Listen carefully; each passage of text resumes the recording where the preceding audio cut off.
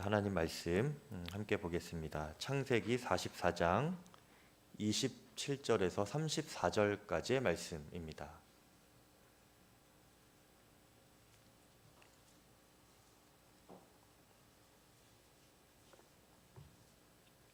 창세기 44장 27절에서 34절까지의 말씀입니다. 이제 창세기 말씀도 거의 끝나가네요. 창세기 몇 장까지 있는지 아시죠, 여러분? 네, 거의 다 끝나가는데 이 이후에는 어떤 말씀으로 할까요? 네, 창세기 44장 27절에서 34절까지 저와 교독하시고 마지막은 함께 읽겠습니다. 주의 종 우리 아버지가 우리에게 이르되 너희도 알거니와 내 아내가 내게 두 아들을 낳았으나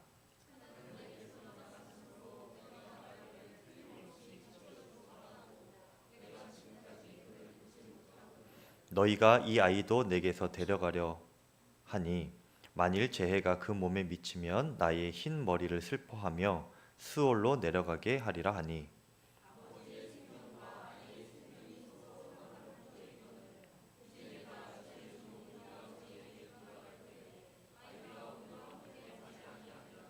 아버지가 아이의 없음을 보고 죽으리니 이같이 되면 종들이 주의 종 우리 아버지가 흰 머리로 슬퍼하며 스올로 내려가게 함이니이다. 내가 이를 아버지께로 데리고 돌아오지 아니하면 영영이 아버지께 죄짐을 지리이다. 이제 주의 종으로 그 아이를 대신하여 머물러 있어 내 주의 종이 되게 하시고 그 아이는 그의 형제들과 함께 올려 보내소서. 그 아이가 나와 함께 가지 아니하면 내가 어찌 내 아버지께로 올라갈 수 있으리이까. 두렵건대 재해가 내 아버지에게 미침을 보리이다. 아멘. 자, 하나님의 말씀입니다.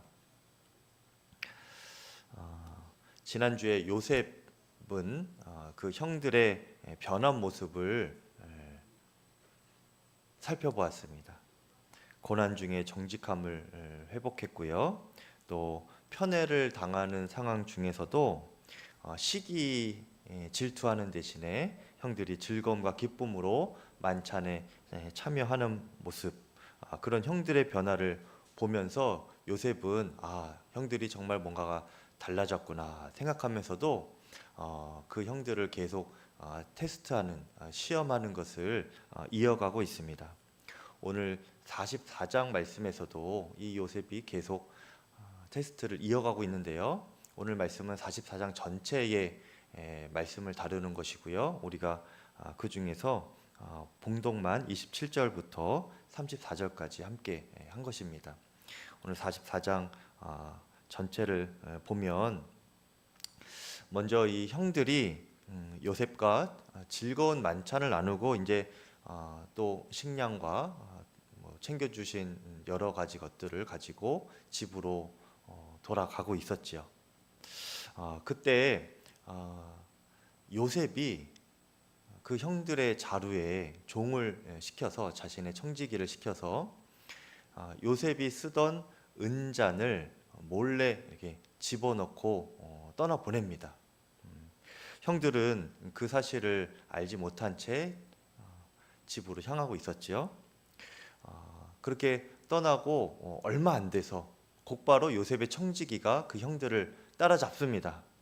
그리고 형제들을 불러 세워서 너희 왜 그 은잔을 훔쳐갔느냐, 우리가 그렇게 잘해주고 먹여주고 했는데 너희가 왜 그런 일을 했느냐 하면서 추궁을 하지요. 이 형제들은 너무나 당황스러운 겁니다. 우리는 그럴 리가 없다. 우리 중에 그럴 사람이 없다. 이렇게 말을 하면서 만일 우리 중에 그 은잔이 발견되는 자루가 있으면 그 자루의 주인은 죽여도 좋다. 그리고 우리 모두는 당신들의 종이 되겠다. 이렇게 호언장담을 합니다. 그만큼 말도 안 되는 얘기다라는 것이죠. 그 말을 이제 요셉의 청지기가 듣고 이렇게 대답을 합니다. 너희가 그 잔이 발견된 사람이 죽을 필요는 없고 또 너희가 다 종이 될 필요 없고 그 은잔이 발견된 자루의 주인만 내가 종으로 끌고 갈 것이다. 이렇게 말을 해줍니다. 그리고 나서 이제 자루를 하나하나씩 이제 수색을 하는데 나이 순으로 계속 이제 들춰보죠. 열어보았는데 계속 은잔이 안 나오다가 마지막 베냐민의 자루에서 막내 동생인 베냐민의 자루에서 은잔이 발견돼요. 이 형제들의 마음에 극심하게 요동치고 또 어찌할 바를 모르는 마음이 이렇게 일어났습니다. 13절에 보니까 옷을 찢고라고 하는 표현이 나오는데요. 이것은 유대인들이 자신들의 극심한 슬픔과 괴로움을 표현할 때에 이렇게 쓰는 관용적인 표현입니다. 옷을 찢고. 그만큼 이 형제들에게는 그 순간이, 그 은잔이 발각된 그 순간이 굉장히 힘겨운 시간이라는 거예요. 바로 전날까지만 해도 이 요셉과 즐거운 만찬을 모든 형제가 축제처럼 그렇게 누렸는데 지금 한순간에 옷을 찢고 괴로워해야만 하는 이런 상황으로 완전히 바뀐 것입니다. 이 형제들도 너무나 정신 없었을 것 같아요. 하루 상간에 천국과 지옥을 지금 왔다 갔다 하고 있는 것이죠. 여러분 여기서 우리가 요셉의 형들을 보면서 교훈을 삼아야 될 것은 무엇인가? 우리가 오르막길에 오를 때 또 안 됐다가 또 이렇게 회복이 되는 순간에 잘 되어진다고 생각하는 그 순간에 더욱 조심해야 한다는 것입니다. 마음을 더 철저하게 조심하고 또 특히 이 말을 조심해야 되는 거예요.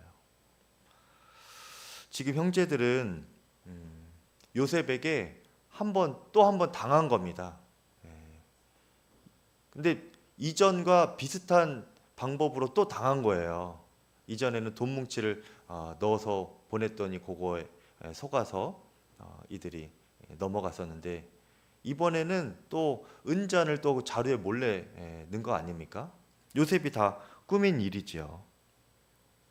같은 방식에 또 당한 거예요. 어떻게 이럴 수 있습니까? 방심한 거죠. 이 확인을 했을 법도 하지 않습니까? 저 같으면은 지난번에 그렇게 나도 모르게 자루에 내가 의도치 않은 것이 들어가 있어서 아주 그냥 혼이 났었는데 큰일 날 뻔했었는데 이번에도 혹시나 하는 마음이 사람이 대부분 있지 않겠어요? 안 그렇습니까, 여러분? 그렇게 크게 마음에 졸였던 순간을 보냈었던 기억이 있는데 이번에 이제 그렇게 즐겁게 지냈다고 할지라도 다시 길을 떠날 때에 이거를 철저하게 다시 한번 점검을 했을 법도 한데 그러지 못한 거예요. 그냥 잘 되어 가니까 분위기가 좋으니까 이전의 실수와 실패는 금세 잊어버린 것이죠. 그런데 여러분, 이 요셉의 형들뿐만 아니라 사실은 우리도 다 완벽하지는 않은 존재이죠. 같은 실수를 또 반복을 할 수도 있기는 합니다. 어리석은 상황을 다시 한번 맞이할 수도 있어요. 그런데 중요한 것은요, 우리가 그렇게 실패를 하더라도 같은 실수를 반복을 하더라도 그 이유가 또 중요합니다. 어떻게 대처하는가, 이것이 참 중요하지요. 근데 요셉의 형들은 그 이후의 대처도 어리석었습니다. 뭔가 일이 잘못되어 가는 것 같으면 이제 은잔이 발각되고 이럴 것 같으면 이 사람들이 이 말을 아껴야 되는데, 그렇죠? 그런데 호언장담을 하면서 스스로 올무에 걸릴 만한 그런 말을 그냥 본인들이 먼저 해버리지 않습니까? 만약에 발견이 되면 그 사람은 죽을 것이고 우리 모두는 다 당신의 종이 되겠습니다. 안 해도 될 말을 지금 하는 거예요. 그런데 요셉의 청지기도 굉장히 요셉 못지않게 영리한 사람이에요. 그것을 딱 놓치지 않고 그래? 그런데 그럴 필요가 없다. 너희 중에 발견된 그 사람만 내가 종으로 데려가겠다. 그렇게 이후에 다른 말 못하게 아주 못을 박아버립니다. 요셉에게 지령을 받은 거죠. 저 막내 아들, 막내 베냐민의 자루에 넣어서 그를 데리고 오라, 이런 지령을 이미 받았는데 아주 잘 된 겁니다. 이 형들이 그런 아주 속된 말로 밑밥이라고 하죠. 밑밥을 다 깔아줘서 이 요셉의 청지기는 너무나 쉽게 그 일을 지금 이루게 될 수가 있는 거예요. 10절 말씀에 그 청지기가 이렇게 말하죠. 그가 이르되 그러면 너희의 말과 같이 하리라. 너희가 지금 그렇게 말을 했지? 그래, 너희의 말대로 하자. 그런데 누구든지 그것이 발견되는 그 사람만 내가 종으로 삼을 것이고 다른 사람한테는 죄가 없을 거야. 봐주는 척하면서 자신의 목적은 달성하는 것이죠. 이 요셉의 청지기는 굉장히 지혜로웠지만 이 요셉의 형들은 지금 굉장히 어리석은 모양이에요. 스스로가 최악의 상황으로 자신들을 지금 몰아가고 있는 그런 모양새인 것입니다.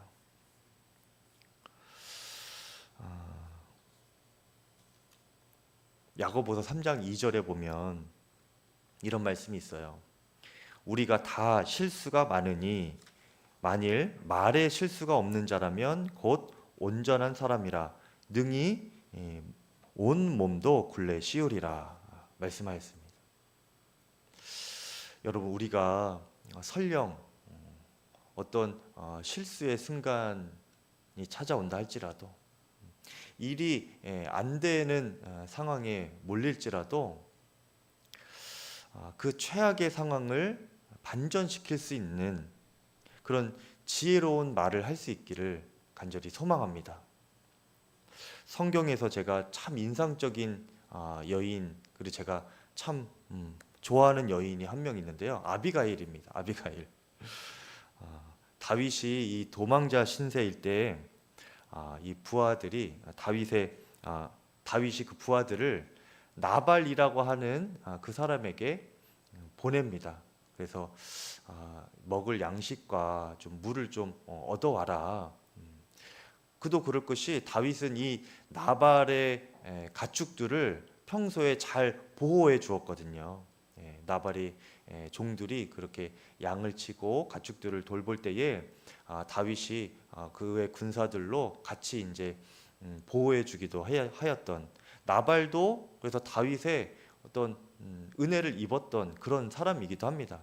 그런 이제 이 다윗도 자신과 그 부하들이 지금 좀 어려운 상황이니까 물과 먹을 것을 좀 이렇게 요청을 해도 그가 흔쾌히 줄 거라고 생각을 했나 봐요. 그래서 이제 부하들이 나발에게 갔는데 나발은 그의 종들에게 물과 음식을 내주지 않습니다. 오히려 이 다윗을 도망자 취급하고 거짓 취급을 하면서 모욕적인 말을 하면서 그 다윗의 종들을 돌려보내요. 이 다윗이 부하들의 말을 이렇게 듣고 화가 머리끝까지 났습니다. 또 괘씸하기도 하겠죠. 배은망덕한 그 마음도 들겠지요. 그래서 화가 머리끝까지 나서 이 다윗이 이 나발을 죽이겠다고 병사들을 이끌고 부하들을 이끌고 찾아갑니다. 그때 이제 그런 정황을 나발의 아내인 아비가일이 이렇게 종들에 통하여서 전해 듣습니다. 이 나발의 아내인 아비가일은 굉장히 지혜로운 상황이었어요. 그래서 이 모든 정황이 어떤 정황인지 다 알았죠. 그리고 그 누구보다도 자신의 남편이 또 어리석고 또 성급한 그런 사람이라는 것을 이 아내가 이미 알고 있었습니다. 그래서 이게 큰일 났다. 우리 남편이 또 일을 저질렀구나. 근데 이 일이 보통 지금 심각하게 된 것이 아니구나. 이렇게 다 정황이 파악이 된 겁니다. 그래서 이 나발의 아내인 이 아비가일이 음식을 싸들고 다윗을 찾아갑니다. 그리고 땅에 납작 엎드려서 얼굴을 땅에 대고 이 다윗에게 간청을 해요. 주여 이렇게 부르면서 모든 죄악을 나에게 돌리십시오. 그 나발의 아내가 그렇게 지금 말하고 있는 거예요. 이 모든 상황, 이 되어진 일들이 다 나의 책임입니다. 이 모든 죄악을 나에게 돌리소서. 내 남편은 어리석은 자, 미련한 자입니다. 당신은 하나님을 위하여 싸우는 자 아닙니까? 그 큰 용사이시고 그리고 큰 일을 하실 분이니 이 나발 같은 시시한 자에게 보복하느라고 피를 흘리지 마소서. 이렇게 잘 또 설명을 하고 또 다윗의 마음을 풀어줍니다. 이렇게 지혜로운 말로 다윗에게 말을 하니까 다윗의 마음이 풀어져요. 그리고 마음이 안정이 되고 돌려보내면서 다윗이 이런 말을 해줍니다. 사무엘상 25장 33절에 또 너의 지혜를 칭찬할지며 또 너에게 복이 있을지로다. 오늘 내가 피를 흘릴 것과 친히 복수하는 것을 너가 막았느니라. 아비가일이 지금 이 일을 했다는 거예요. 다윗이 칭찬해주고 있습니다. 그리고 그 뒤에 보면요, 사실 다윗은 이 나발뿐만 아니라 너무나 화가 나가지고 그 부족 전체의 남자를 다 몰살시키려고 지금 병사 수백 명을 이끌고 가는 중이었던 거예요. 그러니까 큰 일이 일어날 뻔했던 것이죠. 근데 이 아비가일이 그 일을 막은 것입니다. 최악의 상황이 될 수도 있었지만 이 지혜로운 말로 이 아비가일이 그것을 막은 것이죠. 이 조급하고 성급하고 또 경솔하게 말하는 나발과는 달리, 남편과는 달리 너무나 지혜롭고 현숙한 여인으로 말미암아 최악의 상황을 모면할 수가 있게 되었죠. 잠언 29장 20절에 내가 말이 조급한 사람을 보느냐 그보다 미련한 자에게 오히려 희망이 있느니라. 미련한 사람에게 더 희망이 있대요. 미련한 사람보다 더 최악이 누구예요? 말이 조급한 사람이라는 겁니다. 말이 조급한 사람보다 급하게 말하고 성급하게 말하고 말에 실수가 있는 그런 사람보다 차라리 미련한 사람에게 더 소망이 있다라는 거예요. 우리가 정말 지혜로운 말이 우리 마음으로부터 일어나기를 바랍니다. 조급한 말로 스스로 올무에 걸리면서 최악의 상황을 그렇게 스스로 만들지 말고 그러다 끌려다니는 인생이 되지 말고 아비가일처럼 정말 여유롭고 지혜로운 말로 상황을 반전시킬 수 있는 저와 여러분 되시기를 축복합니다. 지금 요셉의 형들이 지금 상황도 안 좋게 되는데 말까지 잘못해서 지금 끝까지 지금 몰리고 있는 거예요. 그래서 결국은 자신의 막내 동생을 내어줄 수밖에 없는 그런 상황인 겁니다. 베냐민을 이제 내어주게 되었는데 이 형제들이 이제 비통한 심정으로 다시 요셉의 집에 다 함께 갑니다. 이것도 참 주목할 만한 장면이에요. 베냐민 혼자 보낼 수가 없는 겁니다. 지금 이 형들은요 예전에 수십 년 전에 자기의 막내 동생 요셉을 팔아 넘길 때는 어떻게 했습니까? 형들 그러지 마세요 하면서 이 막내 동생이 애걸복걸을 해도 그냥 외면하고 냉정하게 그 동생을 이집트 상인에게 팔아 넘긴 그 장본인들 아닙니까? 그렇게 외면하고 냉정했던 이 형들이었는데 이제는 이 베냐민 그 막내 동생 혼자 떠내보낼 수가 없어서 애통하는 심정으로 함께 지금 요셉의 있는 궁으로 다시 찾아가는 겁니다. 이 형들이 지금 많이 변한 모습인 것이죠. 그때 성경을 보면요, 그 형제들 중에 유독 한 사람을 이렇게 부각시킵니다. 강조하는데 그 사람이 바로 유다예요. 유다. 14절 말씀에 유다와 그의 형제들이라고 합니다. 유다가 장남도 아니에요, 사실은. 그런데 이 형제들이도 아니고 그냥 형제들이도 아니고 유다와 형제들이 이렇게 합니다. 마치 유다가 이 형제들의 대표인 것처럼 그렇게 지금 표현하고 있는 것이죠. 요셉의 집에 이르니 요셉이 아직 그곳에 있는지라. 이 유다가요 지금 앞장을 서고 있다라는 것을 우리에게 알려주는 거예요. 왜 그렇죠? 유다가 이 베냐민을 다시 데리고 가서 애굽으로 갈 때에 음식을 얻으려고 아버지께 허락을 받을 때에 이 유다가 본인이 책임지겠다고 했잖아요. 아버지, 이 베냐민을 우리가 꼭 같이 데려가야 됩니다. 그 애굽 총리가 막내 동생 데려와야 음식 내준다고 했습니다. 그리고 시므온도 다시 되찾을 수 있습니다. 그렇게 아버지에게 설명하고 설득했어요. 그러면서 뭐라고 했습니까? 베냐민이 잘못되면 그 모든 책임은 제가 지겠습니다. 제가 지겠습니다.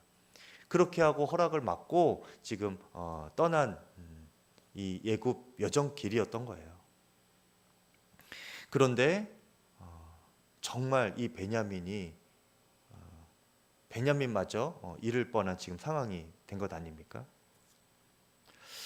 그 상황을 이제 이 유다가 책임을 지려고 앞장을 서는 것이죠. 여러분이 유다를 보면서 무슨 생각이 드는가? 말로 끝나는 사람이 있고요, 말에 책임지는 사람이 있습니다. 근데 그런 사람이 리더다라는 것을 깨닫게 돼요. 이 일을 해결을 하는 것도 책임인 것입니다. 근데 리더라고 해서 모든 일을 다 해결할 수는 없어요. 그렇다면 자신의 실패에 대하여서도 스스로 인정하고 시인하는 것도 책임을 지는 겁니다. 그러니까 이 유다가 그런 책임 있는 리더였던 거예요. 어떤 사람들은요, 일이 안 되잖아요. 어떤 리더들은 어떤 일이 안 되잖아요. 그러면은 자신의 리더십을 지키려고, 자신의 권위를 지키려고 그 잘못을 부하에게 떠넘겨요.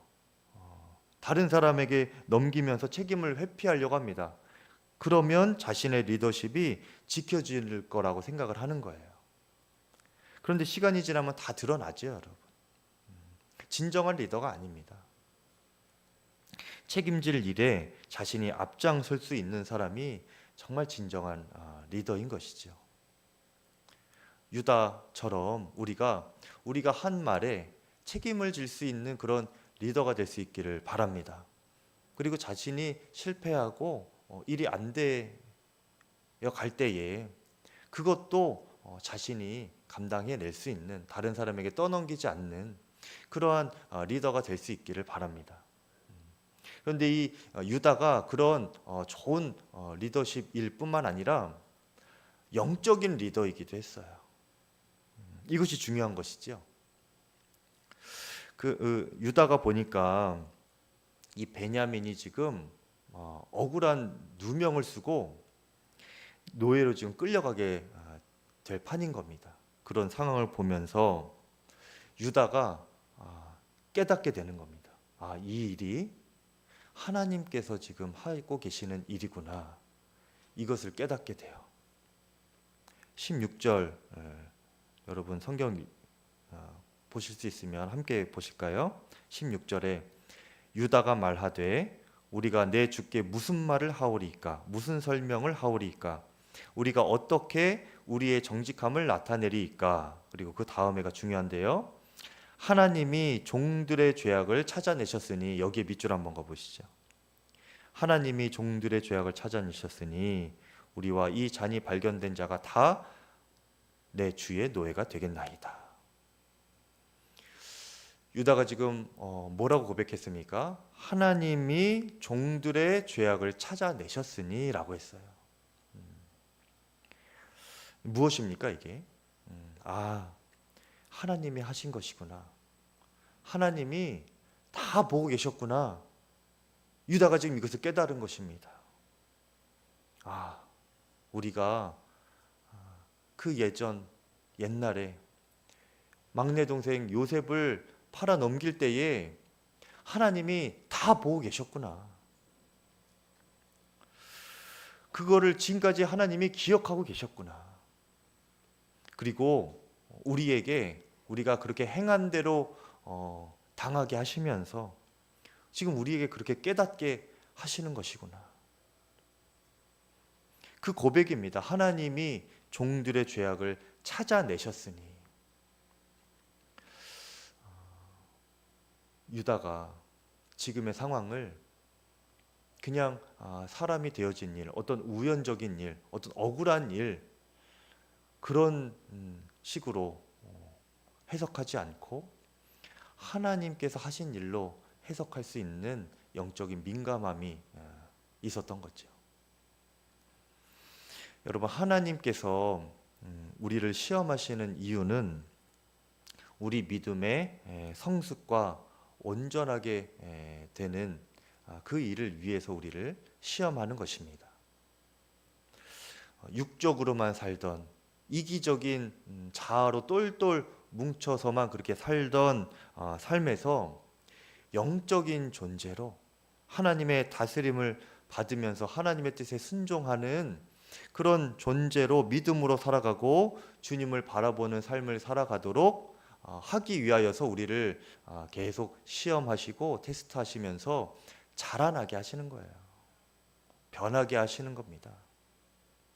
그래서 하나님께서 주시는 시험의 마지막 단계에 가면 갈수록 어떻게 되냐면요, 죽겠습니다, 이것이 아니고요, 그 마지막 시험의 단계로 갈수록 영적인 감각이 살아나게 됩니다. 현실은 고통스럽고 어렵고 너무나 후회스러운 일들이 계속 이어지는데 그 가운데서 우리의 영은 날로 새로워지는 거예요. 어떻게 됩니까? 이게 사람의 일이 아니구나. 이 세상이 내가 눈에 본다고 눈에 보이는 게 다가 아니구나. 사람이 하는 일이 아니라 하나님께서 나를 만드셨고 나를 위하여서 이 모든 천지만물을 만드셨고 계획하셨고 나의 삶을 구체적으로 인도하는 것이구나. 이것을 깨닫게 되는 거예요.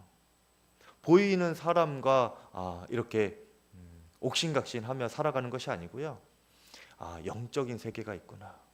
보이지 않는 하나님께서 나를 다스리고 계시구나. 인도하고 계시구나. 나를 깨닫게 하시는구나. 이것을 알아가는 것입니다. 영적인 감각이 이렇게 민감해지는 것이지요. 그러면요, 여러분, 그러면 그럴수록 더 이상 핑계댈 것이 없습니다. 숨길 것이 없어요. 사람에게 아쉬운 소리 할 것도 없습니다, 여러분. 또한 어디 피할 곳도 없고요, 바늘 하나 들어갈 틈도 없이 그렇게 숨을 곳도 없어요, 여러분. 그냥 주님 앞에, 온전히 주님 앞에서 그냥 주님께서 하시는 일에, 주님께서 드러내시는 그 뜻에 순종할 뿐입니다. 그렇군요. 주님이 이렇게 하셨군요. 주님 마음대로 하십시오.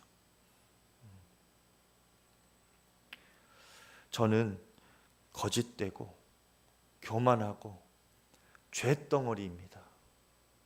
그런 나는 주님 이제 죽었습니다. 저는 아무것도 할 수 없는 존재입니다. 무익한 존재입니다.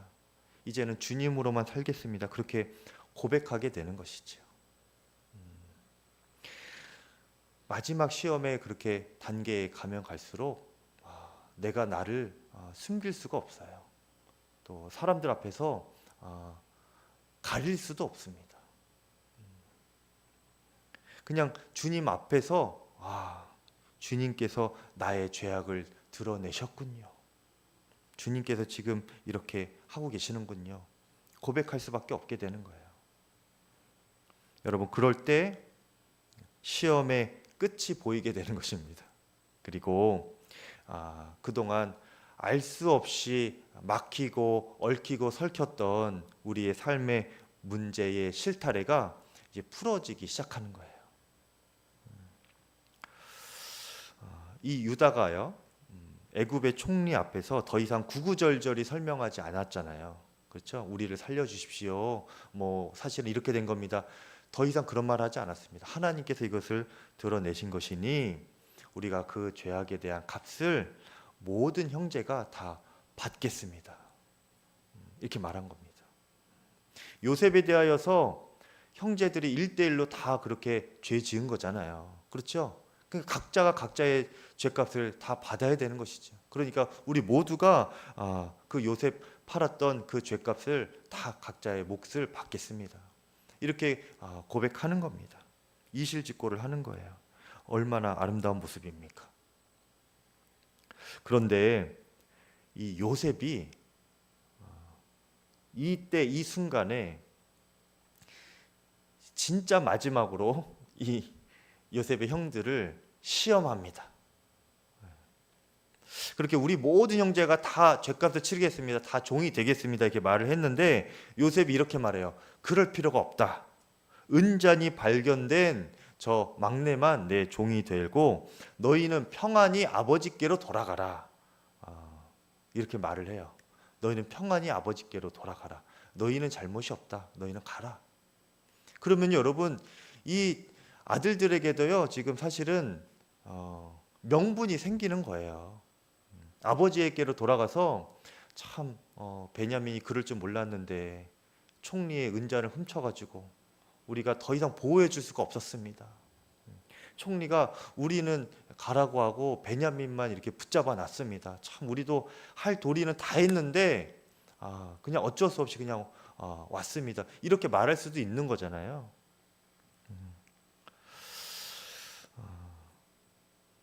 이 형들은요, 지금 죄가 있는 상황이 되었지만 요셉으로 인하여서 그 총리의 말 한마디로 그 죄가 지금 다 없다고 인정된 것입니다.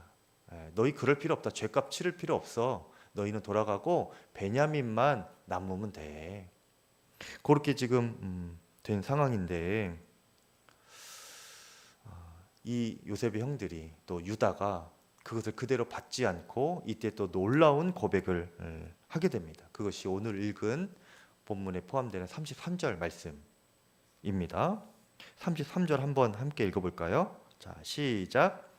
이제 주의 종으로 그 아이를 대신하여 머물러 있어 내 주의 종이 되게 하시고 그 아이는 그의 형제들과 함께 올려 보내소서. 유다가 지금 뭐라고 말하는 거예요?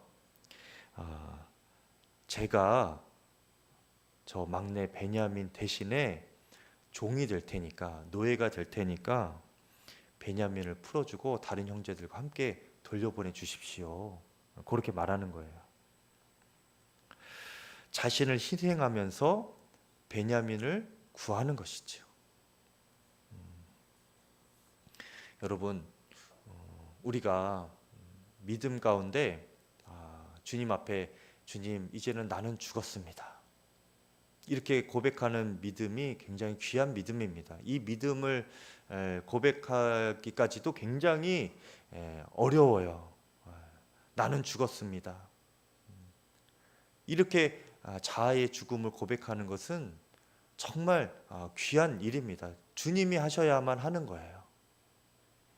그런데 이 믿음도 너무 귀한 믿음이지만 더 귀한 믿음이 무엇이에요? 내가 대신 죽는 겁니다. 내가 저 사람을 위하여서 대신 죽겠습니다. 형제들을 대표하는 그 유다가 요셉에게 그 고백을 하는 것입니다. 제가 베냐민 대신 죽겠습니다. 이 요셉이요, 이 유다의 그 마음을 확인하고 이제 더 이상 시험하지 않습니다. 이제 다음 주에 보면 알 텐데, 요셉이 이제 더 이상 어떤 계략을 꾸며서 이렇게 작전을 짜서 형들을 테스트하지 않고 그냥 펑펑 울어요. 형들 앞에서. 다 끝났다는 것이죠. 시험이 끝나는 것입니다. 내가 다른 사람을 위하여서 대신 죽는 결단이 일어날 때 시험은 끝나게 되는 거예요. 인생의 모든 고뇌와 괴로움과 불화와 갈라짐, 깨어짐, 이런 것들이 다 멈추어지게 되는 것입니다. 어떨 때요? 내가 당신을 위하여서 대신 죽겠습니다. 이 고백을 할 때, 다른 일을 위하여서 대신 값을 치르는 그 숭고한 희생 앞에 모든 시험은 끝나게 되는 것이죠. 그런데 우리가 계속 고난이 생기고 갈등이 생기고 일이 꼬이고 시험이 아직 끝나지 않는 이유는 뭐예요? 내가 살고 당신이 죽어야겠습니다. 이런 마음이 여전히 남아있기 때문에 그렇습니다. 여러분, 이 다른 사람을 위하여서 내가 대신 죽는 이 고백이 왜 이렇게 중요한가요? 왜 이 고백을 끝으로 모든 시험이 끝나게 되는 것일까요? 이게 십자가 사랑과 맞닿아 있기 때문에 그렇습니다. 지금 야곱의 아들들, 그렇죠? 야곱의 아들들, 하나님의 백성들이 지금 십자가의 사랑에까지 이르게 된 거예요. 그리고 그 형제들의 대표격으로 표현하였던 이 유다의 혈통에서 오랜 시간이 지나서 신약에 가면 유다의 혈통에서 예수님이 나시지요. 그리고 예수님께서 전생애를 통하여서 십자가를 향하여 걸어가셨는데, 그 길은 우리가 다 아는 것처럼 많은 사람의 죄를 대신하여 죽으시는 그 대속의 십자가 희생의 길이었습니다. 그리고 우리 모두가 그 십자가로 구원받은 사람인 거예요. 그 십자가의 생명이 우리 가운데 새겨진 것입니다. 그러면 우리가 어떻게 살아야 되는 것입니까? 예수님처럼 살아야 되겠죠? 예수님이 어떻게 사셨다고요? 자신은 죽고 남은 살린 그 십자가였다는 것이죠. 예수님의 십자가 사랑으로 구원받은 우리도 내가 남을 위하여 대신 죽는 삶을 살아가는 것이 너무나 마땅한 것입니다. 그런데 오늘날 우리가 다른 사람을 위하여 대신 죽는 게 무엇입니까? 정말 우리의 목숨을 끊는 것은 아니에요. 여러분, 여러분의 목숨을 내어주라는 것이 아니고요. 오늘날 우리가 할 수 있는 적용점은 무엇이냐? 용서하고 사랑하는 것이죠. 용납하고 그를 위하여서 내가 더 희생을 하는 것입니다. 여러분, 용서라는 것은요, 다음 시간에 요거에 대해서 이제 더 깊이 다룰 거예요. 용서라는 것에 대해서. 용서는 기본적으로 어떻게 해야 용서가 되는 것이냐? 내가 상대방 대신에 대가를 지불해야만 할 수 있는 것이 용서입니다. 용서를 하려면요, 여러분, 분하고 또 미운 마음, 이것을 내가 다 감당해야 되는 거예요. 억울한 상황, 이것을 내가 다 감당을 해야 되는 것입니다. 이 감당한다는 것이 뭐예요? 분하고 또 미운 마음, 그냥 화내버리면 끝나고 미워하면 끝나는 것인데 그렇게 풀어버리면 되는데 그러지 못하고 그것을 내가 가지고 있는 거예요. 그래야 용서가 되는 거 아닙니까? 화내고 탓하고 정죄하고 떠넘기고 싶은 그 마음을 내가 다 감당을 하는 거예요. 남의 허물을 내 허물로 여기고 내가 더 감당해주고 그 사람의 연약함을 내가 다 품어주고 그래야 할 수 있는 것이 용서와 사랑인 것이에요. 그 사람 대신에 내가 대가를 지불해 줘야 하는 것이죠. 그런데 이것은요, 여러분, 우리의 본성으로는 못하는 것입니다. 우리는 왜 살아요? 나의 행복을 위하여 살지 않습니까? 그렇죠? 그런데 내가 왜 저 사람을 위하여서, 저 사람 대신하여서 내 행복을 침해당하면서까지 그렇게 살아야 합니까? 이것이 기본적인 육적인 마음을 가지고 살아가는 우리의 기본적인 마음의 상태인 거예요. 그런데 우리가 주님 앞에 다루심은 받으면 받을수록 시험을 통과하면 통과할수록 어떻게 되는 거라고요? 육적인 삶을 지나서 영적인 삶으로, 나 중심으로 살았던 그 삶을 지나서 하나님을 위한 삶으로, 다시 말하면 주님께서 그렇게 사셨던 삶처럼 나는 죽고 다른 사람을 살리는 그런 십자가 사랑으로 살아가게 된다는 것이지요. 주님 앞에 나는 죽었습니다, 이렇게 고백하는 것을 넘어서 우리가 주님, 이제는 내가 남을 위하여서 내가 죽겠습니다 하는 그 십자가의 희생과 사랑, 용서하는 마음이 우리 가운데 임하게 되기를 간절히 축복합니다. 이것은 여러분 억울하게 만들려고 제가 말씀드리는 게 아니에요. 그래야 시험이 끝나기 때문에 그렇습니다. 요한1서 3장 16절에 그가 우리를 위하여 목숨을 버리셨으니 우리가 이로써 사랑을 알고 우리도 형제들을 위하여 목숨을 버리는 것이 마땅하리라 말씀하셨습니다. 권면하는 것도 아니고요, 우리가 형제들을 위하여 목숨을 버리는 것이 마땅하다는 거예요. 이것이 하나님께서 저와 여러분에게 원하시는 하나님 자녀된 삶이고 마음인 거예요. 여러분, 우리가 십자가 사랑으로 용서하고 또 서로 하나 되고 그렇게 하나님 백성의 복된 삶을 살아갈 수 있기를 축복합니다.